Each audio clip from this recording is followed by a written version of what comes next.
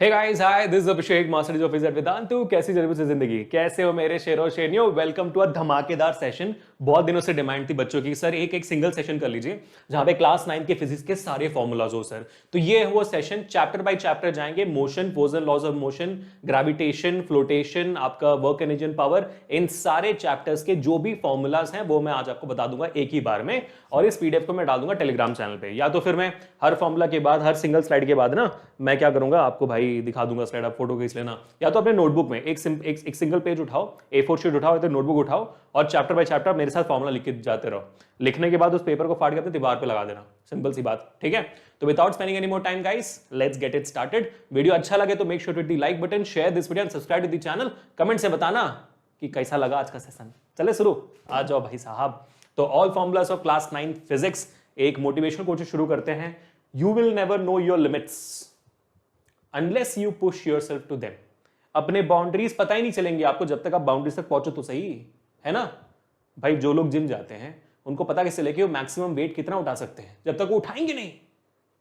आपको कैसे पता आपके अंदर टैलेंट है कि नहीं, जब तक करोगे नहीं। चलो आगे बढ़ते हैं भाई। मोशन चैप्टर, सबसे पहला चैप्टर, शुरुआत होती है इसके कॉन्सेप्ट डिस्टेंस एंड डिस्प्लेसमेंट से। लेकिन डिस्टेंस और डिस्प्लेसमेंट में ऐसा कोई फॉर्मूला है नहीं सच, बट डिस्टेंस का तो डेफिनेशन आपको पता ही है, total path covered by the object. और डिस्प्लेसमेंट का होता है the shortest distance between the initial position and the final position. तो डिस्प्लेसमेंट का एक छोटा सा फॉर्मूला जिसको मैं आप लिख देता हूं। डिस्प्लेसमेंट का फॉर्मूला होता है शॉर्टेस्ट डिस्टेंस फाइनल पोजीशन और इनिशियल पोजीशन के बीच में, शॉर्टेस्ट डिस्टेंस फाइनल पोजीशन और इनिशियल पोजीशन। तो उन दोनों को सब्ट्रैक्ट कर दोगे तो आपको डिस्प्लेसमेंट मिल जाएगा। फॉर एग्जाम्पल एक बंदा मान लो पॉइंट ए से शुरू कर रहा है और पॉइंट बी तक जा रहा है, ठीक है? उसके बाद फिर जाकर वापस पॉइंट सी तक आ जाता है। तो पॉइंट ए से बी 100 मीटर है और पॉइंट बी से सी मान लो 20 मीटर है, ठीक है? तो ये आपका इनिशियल पोजीशन है बंदे का और ये फाइनल पोजीशन है। तो अगर मैं आपसे पूछूं कि यहाँ पे टोटल डिस्टेंस कितना है, आप बोलोगे sir 100 metre plus 20 metre 120 metre. वहीं पे अगर मैं डिस्प्लेसमेंट पूछूं तो it would be initial position और फाइनल पोजीशन के बीच में डिफरेंस कितना है। तो इनिशियल पोजीशन आपका 0 पर है और आपका ये फाइनल पोजीशन कहां पे भाई, 20 मीटर यहाँ पे दूर है। तो यहां से लेके यहां तक कितना डिफरेंस है भाई, 80 मीटर का डिफरेंस है। वो होता है आपका फॉर्मूला, ठीक है? इसके बाद इस चैप्टर में स्टैंडर्ड फॉर्मूला आता है जो आपने 8th ग्रेड में पढ़ी हुई है। स्पीड का फॉर्मूला होता है डिस्टेंस अपॉन टाइम, वेलोसिटी का फॉर्मूला होता है डिस्प्लेसमेंट अपॉन टाइम। ये आप सब जानते हो, ऐसा नहीं कि आप नहीं जानते हो, है ना? तो डिस्टेंस अपॉन टाइम, तो यानी कि डिस्टेंस का होता है मीटर और टाइम का होता है seconds. Displacement upon time, velocity का होता है डिस्प्लेसमेंट, उसका भी यूनिट मीटर होता है और टाइम टेकन होता है सेकंड्स, ठीक है? तो ये हो गया आपका स्पीड का फॉर्मूला और वेलोसिटी का फॉर्मूला। अब एक बात जो आपको हमेशा याद रखनी है कि स्पीड कभी भी नेगेटिव नहीं हो सकती है। स्पीड सिर्फ 0 और पॉजिटिव हो सकती है। एक मूविंग ऑब्जेक्ट के लिए स्पीड नेगेटिव नहीं हो सकती, क्योंकि डिस्टेंस कभी नेगेटिव नहीं हो सकता है, टाइम भी कभी नेगेटिव नहीं हो सकता है फॉर ए मूविंग बॉडी। लेकिन वेलोसिटी के मामले में जैसा मैंने कहा था, वेलोसिटी डिस्प्लेसमेंट अपॉन टाइम है। डिस्प्लेसमेंट नेगेटिव भी हो सकती है, 0 भी हो सकती है, पॉजिटिव भी हो सकती है। इसी वजह से आपका वेलोसिटी भी नेगेटिव हो सकता है, 0 हो सकता है, पॉजिटिव हो सकता है। तो डिस्प्लेसमेंट भी एक वेक्टर क्वांटिटी है, वेलोसिटी भी एक वेक्टर क्वांटिटी है। वेलोसिटी नेगेटिव कब होता है इस मामले में, जब आपका डिस्प्लेसमेंट उल्टे डायरेक्शन में जा रहा हो एज कंपेयर टू पहला डायरेक्शन, है ना? आपने यहां पर क्या किया था, आपने बोला सर 100 मीटर यहां पर है, 20 मीटर इस तरफ है, तो आपने 100 को 20 से माइनस किया था। अब मान लो अगर 20 मीटर के बदले ये बंदा 120 मीटर चलता, तो आप क्या करते? सर 100 मीटर इस तरफ, 120 मीटर इस तरफ, तो 100 माइनस 120 करते, करेक्ट है? तो क्या आता, -20 मीटर जवाब आता। नेगेटिव आ गई डिस्प्लेसमेंट, यही मैं कह रहा हूं, ठीक है? तो डिस्प्लेसमेंट नेगेटिव हो गई। वैसे ही उस डिस्प्लेसमेंट का अगर इस्तेमाल हम करेंगे वेलोसिटी निकालने में, तो वेलोसिटी भी नेगेटिव ही आएगी। समझ में आ गई बात? तो velocity and displacement are vector quantity, speed and distance are scalar quantities. अब आगे बढ़ते हैं तो the next formula, average speed and average velocity, जिसके ऊपर मैक्सिमम न्यूमेरिकल्स आपको आते हैं इस साल 9th ग्रेड में। एवरेज स्पीड का फॉर्मूला सेम है स्पीड के जैसे, बट सामने टोटल लग जाता है, हो जाता है total distance upon total time. Object ने जितना भी डिस्टेंस कवर किया हो सबका टोटल करो, टाइम जितना लिया हो सबका टोटल करो, total distance upon total time. और वैसे वेलोसिटी का भी एवरेज वेलोसिटी जैसा ही, total displacement upon total time, same चीज है यहाँ पे, ठीक है? यूनिट इसमें बदलेगा नहीं, बदलेगा। यहां पर भी मीटर पर सेकंड होगी, डिस्टेंस अपॉन टाइम है, यहां पर भी मीटर पर सेकंड होगी, डिस्प्लेसमेंट अपॉन टाइम है, ठीक है? Average speed is equal to total distance upon total time, average velocity is equal total displacement upon total time. अब इन दोनों को निकालने का दो शॉर्टकट तरीका भी है, लेकिन वो दो शॉर्टकट तरीका 11th ग्रेड में आती है। लेकिन आप एक काम कर सकते हो कि आप अपने स्कूल के टीचर से पूछ सकते हो कि अगर आप उन शॉर्टकट्स का इस्तेमाल करोगे तो क्या आपको मार्क्स मिलेंगे कि नहीं। एक बार अपने स्कूल के टीचर से कंफर्म कर लीजिएगा, उसके बाद अपने स्कूल के एग्जामिनेशन में इसको अप्लाई करेगा। 11th ग्रेड में तो पक्का है, ठीक है। तो वो कब अप्लाई करना वो बताता हूं। पहला फॉर्मूला आपको पता ही है, अगर आपको एवरेज वेलोसिटी निकालनी है या एवरेज स्पीड निकालना है, पहला फॉर्मूला होता है 2v1v2 divided by v1 plus v2, है ना।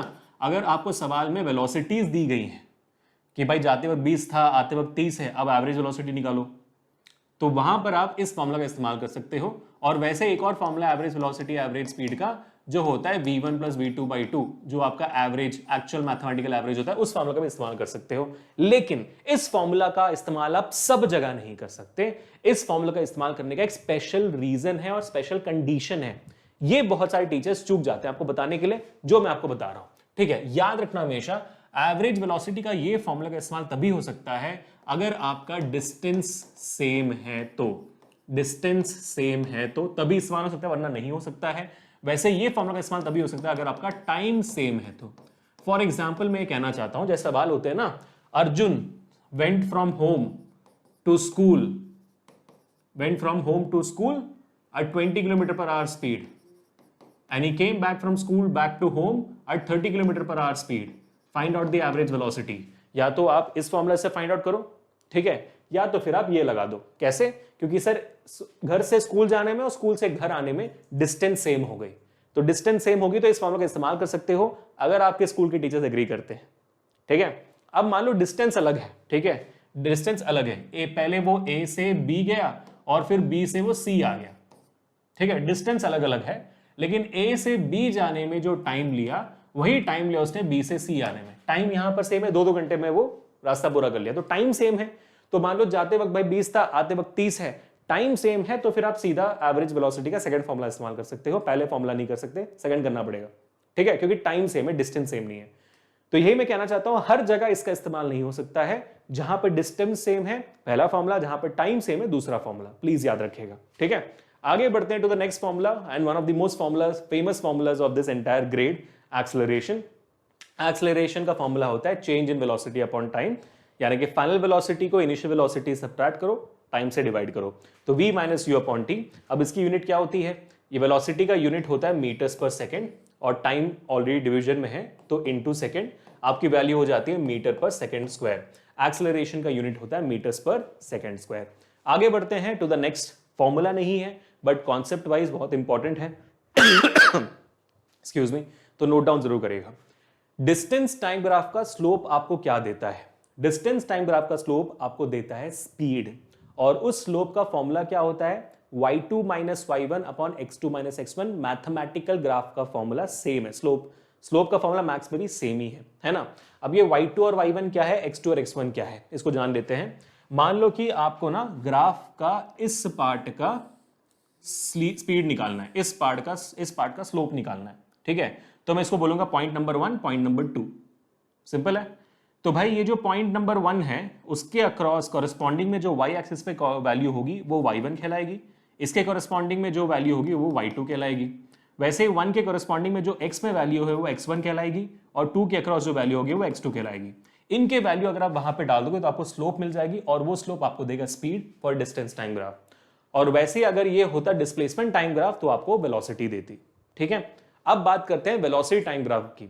वेलोसिटी टाइम ग्राफ में अगर मैं स्लोप निकालूंगा तो मुझे क्या मिलेगा? फॉर एग्जांपल मैं वापस जाता हूं, डिस्टेंस टाइम ग्राफ में जब आप स्लोप निकालते हो y2 minus y1 upon x2 minus x1, यार y2 minus y1 y axis है, y एक्सिस में क्या है आपका डिस्टेंस है ना, y एक्सिस में डिस्टेंस है, x एक्सिस में क्या है टाइम है, तो डिस्टेंस अपॉन टाइम क्या होता है? स्पीड। क्लियर हो गया? हाँ चलो, तो स्लोप निकालूंगा तो मेरे को स्पीड ही मिलेगा। वैसे वेलोसिटी टाइम ग्राफ में आपको क्या मिलेगा? वेलोसिटी टाइम ग्राफ में y एक्सिस में होता है वेलोसिटी और x एक्सिस में होता है टाइम, तो वेलोसिटी अपॉन टाइम क्या होता है? एक्सेलरेशन होता है। तो वेलोसिटी टाइम ग्राफ में आपका स्लोप आपको एक्सेलरेशन देगा, exactly the same formula y2 minus y1 upon x2 minus x1। अब एक और चीज याद रखने की वो ये है कि अगर मान लो मैं एरिया अंडर दी कर्व निकालता हूं, यानी कि ये जो स्लोप है इस स्लोप के अंदर का अगर मैं एरिया, ये जो एरिया है ना इस स्लोप के नीचे का ये पूरा एरिया अगर मैं निकालूंगा तो मुझे क्या मिलेगा? उस स्लोप के अंदर का एरिया वो देता है आपको displacement for a velocity time graph, distance for speed time graph, ठीक है। तो एक वेलोसिटी टाइम ग्राफ से आप एक्सेलरेशन भी निकाल सकते हो और आप डिस्प्लेसमेंट भी निकाल सकते हो। स्पीड टाइम ग्राफ से भी आप एक्सेलरेशन निकाल सकते हो, डिस्टेंस भी निकाल सकते हो। ठीक है, कूल हो गया। अब sir area under the curve निकाले कैसे? यार area under the curve will always be in a shape which you know, like a triangle. जैसे यहां पर देखो ये ट्रेपीजियम है, स्क्वायर, रेक्टेंगल, वो हमेशा उसी शेप में होता है। तो इट्स एक्सट्रीमली इंपॉर्टेंट कि कॉमन शेप्स का आप याद रखो कि भाई एरिया क्या होती है, वो मैं आपको बता देता हूं जल्दी से। ठीक है, जो कॉमन शेप्स आते हैं, सबसे पहला जो ट्राइंगल आता है, ट्राइंगल का एरिया होता है हाफ बेस इनटू हाइट। ठीक है, फिर होता है रेक्टेंगल सबसे कॉमन, जिसका होता है लेंथ इनटू ब्रेड्थ। अगर मान लो एक स्क्वायर है, स्क्वायर का आपको पता है ए स्क्वायर होता है एरिया। उसके बाद सबसे कॉमन शेप जो यहां पे मिलती है आपको, वो होता है ट्रेपीजियम। ट्रेपीजियम का होता है हाफ इनटू दोनों हाइट्स, ये हाइट ये हाइट, ये वाला हाइट ये वाला height, h1 plus h2 add करो, उसको बेस से मल्टीप्लाई करो, जो ये बेस है उससे मल्टीप्लाई करो, ये हो जाता है ट्रेपीजियम का एरिया। ये वो कॉमन शेप से जो आपको मिलते हैं। कभी कभी एक क्वाड्रेंट भी मिल जाता है, एक क्वाड्रेंट का एरिया निकाल के मिल जाता है। सर्कल नहीं आता, एक क्वाड्रेंट आ जाता है। क्वाड्रेंट क्या होता है? एक सर्कल का एक चौथाई, है ना। सर्कल का एरिया होता है पाई आर स्क्वायर, तो क्वाड्रेंट का कितना होगा? 1/4 पाई आर स्क्वायर, है ना, या pi R square by 4। Semi circle हुआ तो पाई आर स्क्वायर बाई 2, है ना, सर्कल हुआ तो पाई आर स्क्वायर।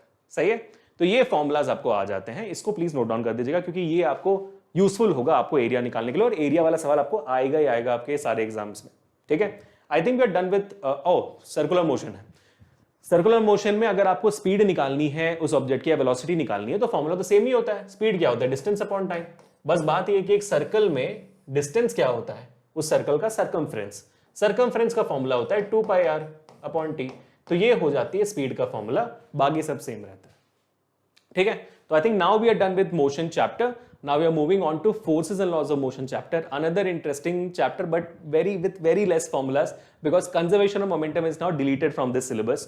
तो यहाँ पर सिर्फ आपको 2 ही फॉर्मुलाज है मेरे ख्याल से force and laws of motion में। तो भाई पहले एक बल्ले बल्ले बोल दो इस अब तक के लिए।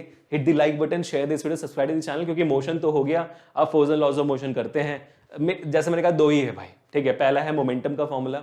Momentum is nothing but the product of mass and velocity. एक ऑब्जेक्ट के मास के साथ उसकी वेलोसिटी को मल्टीप्लाई कर लो तो मोमेंटम मिल जाता है आपको। ठीक है, that is all momentum. Momentum का यूनिट क्या होगा भाई? मोमेंटम का यूनिट होता है, मास का होता है केजी, वेलोसिटी का होता है मीटर्स पर सेकंड, है ना। तो केजी मीटर पर सेकंड आपका मोमेंटम का फॉर्मूला हो जाता है, यूनिट हो जाता है, ऐसा यूनिट। मैं हर फॉर्मूला के साथ ऐसा यूनिट निकलवा रहा हूं ताकि आपको डिराइव करना आए, ताकि आपको समझ में आए और आप कभी भूलो ना। ठीक है, कैसे निकालना है वो भी ना भूलो। ठीक है, मोमेंटम के बाद आता है आपका second law of motion of your force का formula. Force is equal to mass into acceleration. The most formula, one of the most famous formulas in this world, apart from E is equal to mc square. उसके अलावा one of the most famous formula है ये F is equal to ma, है ना, जिसको हम कहते हैं F is equal to ma. ठीक है, इसका यूनिट क्या होगा? फोर्स है भाई, फोर्स का ऐसा यूनिट न्यूटन होता है ना। फोर्स का ऐसा यूनिट न्यूटन होता है, या तो आप कह लो KG metre per second square होता है। KG metre per second square is equal to newton. ठीक है, न्यूटन होगी इसके ऐसा यूनिट। अब फोर्स का एक और फॉर्मूला होता है, इसके डेरिवेशन होती है ना, जो force is equal to MA का, उसके डेरिवेशन शुरुआत होती है इस फॉर्मूला से, which is force is equal to change in momentum upon time. ठीक है, इस फॉर्मूला से ही डिराइव होता है, और डेरिवेशंस का हम अलग से एक सेशन कर लेंगे। मेरे ख्याल से इस पूरे सिलेबस में 1 2 3 डेरिवेशंस है। एक तो आपका सेकंड लॉ ऑफ मोशन का है, क्योंकि पहले चैप्टर में डेरिवेशंस निकाल दिया गया है। एक सेकंड लॉ ऑफ मोशन का है, दूसरा आपका वर्क एनर्जी एंड पावर में काइनेटिक एनर्जी का डेरिवेशन, पोटेंशियल एनर्जी का डेरिवेशन, कंजर्वेशन ऑफ एनर्जी का डेरिवेशन। ये 4 डेरिवेशन है, उसके अलावा कोई डेरिवेशंस नहीं है आपके 9th के सिलेबस में, बट ठीक है, तो इसका डेरिवेशन हम अलग सेशन में कर लेंगे। बट यहां से शुरुआत होती है। ठीक है, तो ये फॉर्मूला भी आपको याद रखना चाहिए, क्योंकि इसके ऊपर भी सवाल आते हैं। ठीक है, एक और मेरे ख्याल से है, हाँ, फॉर्मूला है जो है इंपल्स का फॉर्मूला। ठीक है, इंपल्स का फॉर्मूला क्या होता है? इसी फॉर्मूला को अगर मैं टी को वहां ले जाऊं ना, एफ इंटू टी कर दूं, F into T is impulse. ठीक है, F into T is impulse which is also equal to change in momentum. Impulse और momentum, impulse and change in momentum they both are same, और उनका formula होता है force into time. ठीक है, force into time. तो अगर आप इंपल्स का ऐसा यूनिट पूछे तो क्या आएगा? न्यूटन फोर्स का इंटू सेकेंड, न्यूटन सेकेंड आपका इंपल्स का ऐसा यूनिट आएगा। ठीक है, क्लियर हुआ? इंपल्स समझ में आ गया? फोर्स इंटू टाइम, जो भी फोर्स है उसको मल्टीप्लाई कर दो टाइम से, और impulse is also equal to change in momentum. ठीक है, ये आपके सिलेबस में एग्जैक्टली नहीं है, लेकिन ये इम्पल्स वर्ड याद रखना, कभी कभी कोई कोई सवाल स्कूल के टीचर्स दे देते हैं जो इम्पल्स रिलेटेड होता है, तो भूलिएगा नहीं। ठीक है, I think we are done with the chapter of force and laws of motion also. Moving on to the gravitation chapter. Gravitation chapter में I think we have universal law of gravitation का एक फॉर्मूला, acceleration due to gravity का एक formula, wait का एक formula होगा, और उसके अलावा I don't think there are any formulas, नहीं, फ्लोटेशन में प्रेशर का एक फॉर्मूला होगा, बस 4 फॉर्मूलाज होंगे प्रॉब्ली। ठीक है, तो पहला फॉर्मूला आपके सामने यूनिवर्सल लॉ ऑफ ग्रेविटेशन का, which is simple as F is equal to Gmm/r²। Universal law of gravitation ये कहता है कि अगर कोई 2 ऑब्जेक्ट्स है तो मैं उन दोनों ऑब्जेक्ट्स के बीच का फोर्स ऑफ अट्रैक्शन निकाल सकता हूं, जिसका फॉर्मूला है F इज प्रोपोर्शनल टू, जो भी दोनों ऑब्जेक्ट्स हैं उनके मासेस को मल्टीप्लाई कर दें, directly proportional to masses, and F is inversely proportional to square of the distance between them. उन दोनों ऑब्जेक्ट्स के बीच में जो डिस्टेंस है उसको स्क्वायर कर दो, उससे इनवर्सली प्रोपोर्शनल हो। मैं इनवर्सली प्रोपोर्शनल क्यों है? क्यों? ऑफ कोर्स बात है अगर धरती सूरज से दूर चली जाएगी तो ग्रेविटेशनल फोर्स कम हो जाएगा सूरज की धरती पर, समझ गए? पास जाओगे तो ज्यादा हो जाएगी धरती पे ग्रेविटेशनल फोर्स, है ना? वही सेम चीज है, तो इनवर्सली प्रोपोर्शनल। इन दोनों को हम कंबाइन कर ले तो हमें मिल जाएगा F प्रोपोर्शनल टू m1m2/r²। ठीक है, तो अगर मैं प्रोपोर्शनलिटी कांस्टेंट को बाहर निकाल दूं तो क्या मिलेगा मुझे? F is equal to Gm1m2/r², जो आपका one of the most famous formulas of physics is the gravitational force formula. F is equal to Gm1m2/r²। ठीक है, ये डेरिवेशन भी है छोटा सा, इसको भी हम जब डेरिवेशन वाला सेशन करेंगे उसमें कर लेंगे। तो G is universal gravitational constant, जिसकी वैल्यू भी मैं आपको लिख देता हूं। G की वैल्यू होती है 6.67 इंटू 10⁻⁻11, ठीक है, न्यूटन मीटर स्क्वायर पर केजी स्क्वायर। ये होती है इसकी एसआई यूनिट। बढ़िया बेटा, समझ में आ गया? ठीक है, ये उसकी एसआई यूनिट भी होती है, और फोर्स का एसआई यूनिट तो न्यूटन ही होता है। तो this is the universal gravitational constant formula. यहाँ पे G की वैल्यू आपको दे दी, m1 m2 are the masses of the object, r is the distance between them. ठीक है, आगे बढ़ते हैं to the next formula which is acceleration due to gravity का formula. Acceleration due to gravity क्या होती है? जब एक ऑब्जेक्ट गिरती है तो उसकी, या तो मतलब अगर एक ऑब्जेक्ट, भाई हम खड़े हुए हैं, हमें दुनिया खींच रही है अपनी तरफ, तो हमारे ऊपर एक फोर्स लगी है, फोर्स है तो एक्सेलरेशन होगा, वो एक्सेलरेशन का फॉर्मूला है। जो एक्सेलरेशन ग्रेविटी की वजह से होती है उसकी फॉर्मूला है Gm/r², जहां पर capital G again is universal gravitation constant, 6.67 × 10⁻⁻11 जो वैल्यू है। M is the mass of the earth which is I think 6 × 10⁻24 kgs। R is the radius of the earth which is 6400 kilometers। अगर आप ये सारे values इसमें डाल दोगे तो आपको G की वैल्यू आ जाएगी 9.8 विद द यूनिट मीटर्स पर सेकेंड स्क्वायर। ये एक्सेलरेशन ही है, बट ये सिर्फ एक्सेलरेशन ड्यू टू ग्रेविटी है, किसी और वजह से नहीं, तो इसका यूनिट सेम रहेगा एक्सेलरेशन जैसे, मीटर पर सेकेंड स्क्वायर का। ठीक है, अब इस फॉर्मूला से आपको न्यूमेरिकल्स नहीं आते, बट बताना जरूरी है। आगे बढ़ते हैं भाई, मास एंड वेट आ चुका है। मास का फॉर्मूला कैसे आएगा? F is equal to ma होता है ना? अब m चाहिए आपको तो F/a हो जाएगा, बात खत्म, मास का फॉर्मूला। और वेट क्या होता है? सॉरी, हाँ, वेट क्या होता है? F is equal to ma weight होती है। कैसे सर? यार दुनिया में खींच रही है अपनी तरफ, फोर्स हो गया वो, ठीक है, और दुनिया जिस फोर्स से हमें खींचती है उसी को हम वेट कहते हैं। The gravitational force on us because of Earth or any other planet is called as the weight of an object on that planet। तो weight क्या हो गया? फोर्स हो गया, weight इसी फोर्स से खींचती है। मास तो m सेम रहेगा, और जब ग्रेविटेशनल फोर्स की बात आएगी कौन सी एक्सेलरेशन आएगी? Acceleration due to gravity. So W is equal to mg becomes the formula of weight, है ना? और इसका यूनिट क्या होगा? न्यूटन, और मास का यूनिट क्या होगा? kg। मास का यूनिट होता है kg, और आपका इसका यूनिट होता है न्यूटन। kg कैसे आया सर? सिंपल सी बात है, फोर्स का यूनिट क्या होता है? न्यूटन होता है। न्यूटन को हम कैसे लिख सकते हैं? न्यूटन को हम लिख सकते हैं kg metre per second square, और एक्सेलरेशन क्या होता है? Metre per second square. Metre per second square, metre per second square cut गया, kg बच गया, समझे? और इसका यूनिट तो न्यूटन ही है, क्योंकि अगेन वही बात होगी, kg metre per second square is Newton, खत्म। ठीक है, मास वर्सेस वेट भी हो गया। आगे बढ़ते हैं टू दी फ्लोटेशन पार्ट, जहां पे प्रेशर का फॉर्मूला आता है। प्रेशर का फॉर्मूला होता है force upon area, which is straight forward formula. Force का यूनिट होता है न्यूटन, और एरिया का होता है मीटर स्क्वायर। तो न्यूटन पर metre square is the actual SI unit of your pressure, जिसको हम पास्कल भी कहते हैं। क्या कहते हैं? पास्कल्स, और PA से डिनोट करते हैं उसको। Done bro. हो गया अब आपका आखिरी chapter work energy and power, जिसमें फॉर्मूलाज हैं और इसमें काफी अच्छे अच्छे फॉर्मूलाज हैं, which is not bad at all. Work energy and power में सबसे पहला जो फॉर्मूला आता है ऑफ कोर्स वो वर्क का आता है। लेकिन अब तक अगर मजा आ रहा है तो यार please keep hitting the like button right now, share this video to everybody of yours and subscribe to the channel. Let me know in the comment section मजा आया कि नहीं। ठीक है, चलो अब आगे बढ़ते हैं। सो वर्क डन सबसे पहला फॉर्मूला होता है, जिसका फॉर्मूला होता है फोर्स इनटू डिस्प्लेसमेंट, और यही वर्क डन का डेफिनेशन भी होता है। Work done is defined as the product of force and displacement. Work done का और भी डेफिनेशंस है जो आप मेरे साथ पढ़ोगे जब हम वन शॉट करेंगे। तो फोर्स इनटू डिस्प्लेसमेंट, तो वर्क डन का क्या होना चाहिए एसआई यूनिट।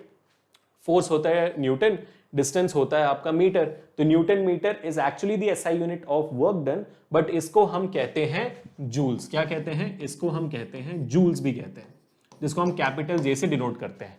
ठीक है, तो the SI unit of actual work done is joules. जैसे एनर्जी का जूल्स होता है वैसे ही वर्क डन का जूल्स होता है। ठीक है, अब आगे बढ़ते हैं तो नेक्स्ट फॉर्मूला काइनेटिक एनर्जी का फॉर्मूला हाफ mv स्क्वायर, जहां पर m is the mass of the object, v is the velocity of the object. ठीक है, तो अगर इनिशियल काइनेटिक एनर्जी निकालनी है तो वहां पर वो इनिशियल वेलोसिटी का इस्तेमाल करना, अगर फाइनल काइनेटिक एनर्जी निकालनी है तो फिर वहां पर फाइनल वेलोसिटी का इस्तेमाल करना। ये हो गई काइनेटिक एनर्जी का फॉर्मूला। काइनेटिक एनर्जी का फॉर्मूला एक और तरीके में आता है जिसको हम कहते हैं वर्क एनर्जी थ्योरम, जो आपके 9th ग्रेड में है नहीं, लेकिन बहुत सारे सवाल पूछ लिया जाता है स्कूल्स में, तो वो मैं आपको सेपरेटली दिखाता हूं यहां पर। वर्क एनर्जी थ्योरम ये कहता है कि आपने जितना काम किया ऑब्जेक्ट, मतलब ये ऑब्जेक्ट यहां पर ऐसे चल रहा था, मैंने इस पर काम किया जिसकी वजह से अब ऐसा जा रहा है वो, तो जब वो ऐसे जा रहा था इसके पास एक काइनेटिक एनर्जी थी, फिर जब ऐसे जाने लगा तो उसमें एक और काइनेटिक एनर्जी आई। वो काइनेटिक एनर्जी क्यों आई? क्योंकि मैंने उस पर काम किया, है ना। तो ये जो चेंज इन काइनेटिक एनर्जी है वो मेरे काम की वजह से है, इसको हम कहते हैं वर्क एनर्जी थ्योरम।